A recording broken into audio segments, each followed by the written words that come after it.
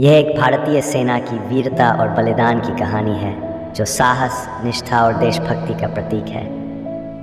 एक समय की बात है, एक छोटा सा गांव था जो हिमालय की गोद में बसा हुआ था।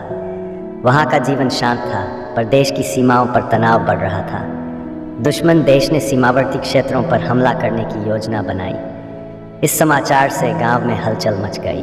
गांव के कई नौजवानों ने सेना में भर्ती होने का निर्णय लिया ताकि वे अपने देश की रक्षा कर सकें। इन नौजवानों में एक था अर्जुन। अर्जुन बचपन से ही सेना में भर्ती होने का सपना देखता था। वह देशभक्त था और उसकी मातृभूमि के प्रति अगाध प्रेम था। जब उसे पता चला कि दुश्मन देश ने सीमा पर हमला किया है तो उसने तुरंत सेना में भर्ती होने का निश्चय किया। उसकी माँ ने उसे आशीर्वाद देते हुए कहा, जा बेटा, देश की सेवा करना और गर्व से लौटना। अर्जुन सेना में शामिल हुआ और उसे सीमा पर भेज दिया गया।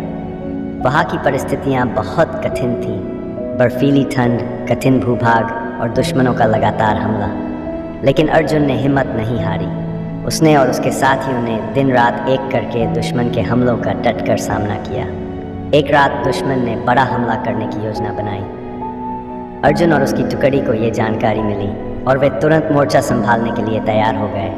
उन्होंने दुश्मन के हर चाल का बहादुरी से सामना किया। अर्जुन ने अपनी टुकड़ी का नेतृत्व करते हुए दुश्मनों को पीछे धकेल दिया। उनकी रणनीति और साहस के कारण दुश्मनों को भारी नुकसान हुआ और वे पीछे हटने पर मजबूर हो गए।